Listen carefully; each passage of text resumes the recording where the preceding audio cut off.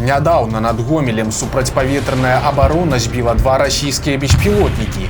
Увогуле парушэнне паветранай прасторы стала даволі распаўсюджанай з'явай ва ўмовах вайны ў суседніх краінах.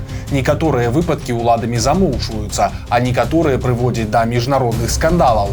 У нашым новым сюжэце мы раскажам, як аднойчы падобная сітуацыя скончылася страшнай трагедыяй.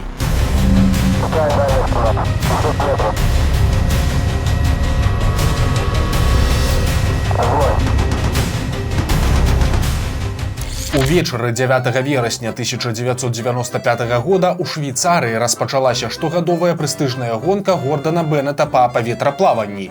Спаборніцтва, названае ў гонар амерыканскага мільянера, праводзілася з пачатку 20-го стагоддзя, і яго правілы былі максімальна простымі. Экіпажы паветраных шароў адначасова стартуюць у адным месцы, і перамагае той, які прызямліцца апошнім. Усё гэта выглядае даволі нескладанай задачай, але за дзесяцігоддзі правядзення мерапрыемства зазнала некалькі трагічных інцыдэнтаў. Так, у 1923 годзе маланка забіла 5 яго удзельнікаў, а праз 60 гадоў яшчэ двое загінулі пасля таго, як карзіна адарвалася ад шара. У 90-х для аматараў паветраплавання наступіла новая эра, бо на карце Еўропы з'явілася мноства краін, і праз іх стала лягчэй пракладваць свае маршруты, не баючыся жалезнай заслоны.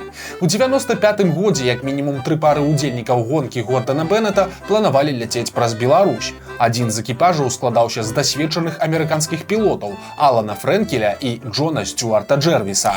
Для 55-гадовага Фрэнкеля гэта была ўжо 6-я гонка. Ён працаваў прафесійным лётчыкам у грузавой трансатлантычнай авіякампаніі, а паветраплаванне было ягоным хобі. На шары мужчына абляцеў многія краіны свету, у тым ліку Аўстралію і Японію. У старэйшага за яго на 13 гадоў Стюарта Джэрвіса была куды больш захапляльная біяграфія. Ён нарадзіўся ў Англіі і ў 15 год запісаўся добраахвотнікам у каралеўскі марскі флот. Каб яго ўзялі, хлопцу давялося схлусіць пра свой узрост. Падчас Другой сусветнай вайны ён браў удзел у баях на поўначы Атлантыкі і ў паўднёва-ўсходняй Азіі, а пасля вайны марак перавучыўся на лётчыка. У 1956 годзе падчас Другой араба-ізраільскай вайны самалёт Джона Стюарта Джэрвіса збілі над Міжземным морам.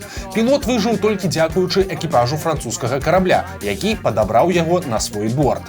Але тая катастрофа не пазбавіла мужчыну прагі рызыкі. У 60-х брытанец пераехаў у ЗША, навучыўся кіраваць верталётам і працягнуў вайсковую кар'еру. Ён нават некалькі месяцаў пражыў у джунглях, а калі яму было ўжо за 60, захапіўся палётамі на паветраных шарах. Фрэнкель і Стюарт Джэрвіс пазнаёміліся ў канцы 80-х на вечарынцы на амерыканскіх Віргінскіх астравах, дзе яны абодва жылі. Вайсковае мінулае і супольныя інтарэсы хутка зрабілі іх камандай, і ў 1995 годзе яны вырашылі разам узяць удзел у гонцы Гордана Беннета. Некаторыя разглядалі пару ў якасці фаварытаў спаборніцтва. Ніхто не мог падумаць, што гэты ўзлёт стане апошнім для былых лётчыкаў. Экіпаж планаваў свой палёт у паўночна-ўсходнім кірунку праз Германію, Польшчу і Беларусь, а далей, наколькі хопіць паліва, рэсурсаў і жадання. Першыя 2 дні ўсё ішло па плане. Фрэнкель і Стюарт Джэрвіс адзначалі ў журнале палётаў каардынаты і час перасячэння мяжы. З яго вядома, што пасля ўзлёту на поўначы Швейцарыі іх шар даволі хутка дасягнуў мяжы з Германіяй. Над гэтай краінай экіпаж ляцеў на працягу наступных 35 гадзін, пакуль раніцай 11 верасня не ўвайшоў у паветраную прастору Польшчы. Удзельнікі гонкі перагаворваліся паміж сабой па рацыі, і з гэтых размоў было зразумела, што амерыканцы былі рашуча настроеныя змагацца за перамогу. Апошні запіс у бартавым журнале быў зроблены ў 8 гадзін 30 хвілін 12 верасня. Паветраны шар перасёк заходнюю граніцу Беларусі. Пілоты былі спакойныя, бо арганізатары заверылі удзельнікаў, што маюць дазвол на пралёт над усімі краінамі іхняга маршруту. Але ўжо праз пару гадзін усё трагічна памяняецца. У 9 гадзін 34 хвіліны беларускія памежнікі заўважылі невядомы аб'ект у небе і перадалі інфармацыю войскам супрацьпаветранай абароны. Праз 10 хвілін шар стаў адлюстроўвацца на радарах. Ён ляцеў на вышыні 2000 метраў з хуткасцю 20 км на гадзіну. На працягу амаль 2 гадзін за ім проста назіралі, пакуль той не наблізіўся да сакрэтнай вайсковай часці пад Бярозай, якая не была пазначаная на картах. Там расіяне захоўвалі стратэгічныя ракеты. Тады з Беларусі яшчэ не паспелі вывесці ядзерную зброю. Дзяжурныя, якія забілі трывогу, звязаліся з камандуючым вайскова-паветранымі сіламі Валерыем Касценка. Той спачатку падумаў, што ў Беларусь заляцеў чарговы метэаралагічны зонд і даў прыказ падняць у неба верталёт, каб агледзець аб'ект. Праз некаторы час генералу далажылі, што шар не адказвае на радыёзапыты і візуальныя сігналы, а ўнутры людзей не назіраюць. Касценка даў загад на збіццё. У 11 гадзін 52 хвіліны экіпаж верталёта выпусціў некалькі кулямётных чэргаў і ўжо праз 2 хвіліны адсправаздачыўся аб знішчэнні аб'екта. Паветраны шар, напоўнены амаль тонай гаручага газу, імгненна ўспыхнуў і пачаў падаць. 2,5 гадзіны пасля сярод абломкаў знойдуць целы Алана Фрэнкеля і Джона Стюарта Джервиса. Вот корзина вот здесь вот была, вот, в этом месте лежали. Вот. Один лежал в корзине, вот, а другой возле корзины самой. Потому что в корзине лежал, то головы не было, ноги и руки. А у того не было двое ног и одной руки, что возле корзины лежал.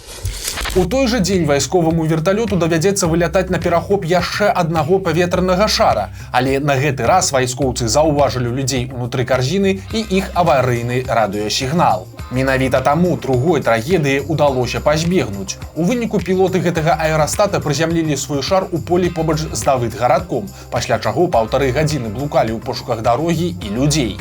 Мясцовыя жыхары прывялі замежнікаў да аддзялення міліцыі, дзе іх пакармілі і, канешне ж, затрымалі. Работнікі міліцыі з дапамогай настаўніцы англійскай мовы тлумачылі гасцям, якія літаральна зваліліся на іх з неба, што выдатна разумеюць. Замежнікі не злачынцы, але трэба разабрацца, як тыя апынуліся ў Давыдгарадку. Ні пра нейкія міжнародныя гонкі, ні пра збіты непадалёку паветраны шар людзі ў міліцыі нічога не ведалі. Быў яшчэ і трэці экіпаж, які уляцеў у Беларусь з паўночнага захаду. Гэта была адзіная каманда, якая загадзя спрабавала звязацца з авіядыспетчарамі ў Мінску.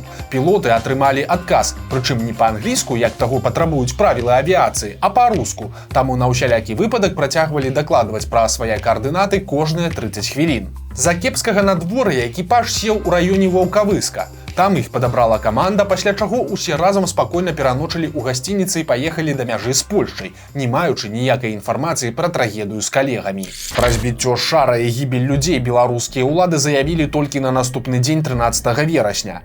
У кароткім паведамленні не было ніякіх спачуванняў. Мінабароны Беларусі выказала шкадаванне з нагоды таго, што адбылося, і стала апраўдваць дзеянні вайскоўцаў. Па афіцыйнай інфармацыі з паветраным шарам неаднаразова спрабавалі звязацца, але пілоты не рэагавалі ні на сігналы, ні на папераджальныя стрэлы. Яшчэ праз суткі прэс-канферэнцыю склікаў прадстаўнік Рады бяспекі Беларусі Юрый Сівакоў. Ён назваў расстрэл шара з амерыканцамі дзікім няшчасным выпадкам, а далей пачаў тлумачыць логіку вайсковага кіраўніцтва Беларусі. Сівакоў заявіў, што Фрэнкель і Стюарт Джервіс ляцелі ў шары без апазнавальных знакаў аднатоннага шэрага колеру і не адказвалі на сігналы пілотаў верталёта. Беларускі чыноўнік нават выказаў цынічную здагадку, што замежнікі ў кабіне былі без прытомнасці ці ўвогуле памерлі яшчэ да збіцця за недахопу кіслароду і праблем са здароўем, якія былі звязаныя з доўгім пералётам і адсутнасцю сну. Сівакоў прызнаў, што за некалькі месяцаў да трагедыі ў Беларусь прыйшоў запыт ад арганізатараў гонкі Гордана Беннета. Усе афіцыйныя структуры ад Мінабароны да КДБ далі свой дазвол на выкарыстанне паветранай прасторы краіны, але з адной умовай. Непасрэдна перад спаборніцтвамі трэба было даслаць яшчэ адну заявку з канкрэтным часам і маршрутам пралёту удзельнікаў. Но заявки установленного образца и тем более подтверждение о том, что заявка получена и разрешение дано, от нас в оргкомитет не поступило. У выніку беларускія ўлады прыйшлі да высновы, што і прыказ генерала Касценкі і дзеянні верталётчыкаў былі апраўданыя. Нават хадзілі чуткі, што ўсім датычным да збіцця вайскоўцам пасля падарылі па гадзінніку з гербам Беларусі і надпісам «За пільнасць». Амерыканскі бок у сваю чаргу быў абураны. Прадстаўнік дзярждэпартамента ЗША назваў тое, што адбылося непрымальным здарэннем і заклікаў да поўнага расследавання ўсіх дэталяў катастрофы. Таксама ў дзярждэпе назвалі здзекамі затрымання ўдзельнікаў іншага экіпажа. Тых двое суткі трымалі пад вартай, аштрафавалі на $30 за адсутнасць візы і прымусілі пакінуць Беларусь.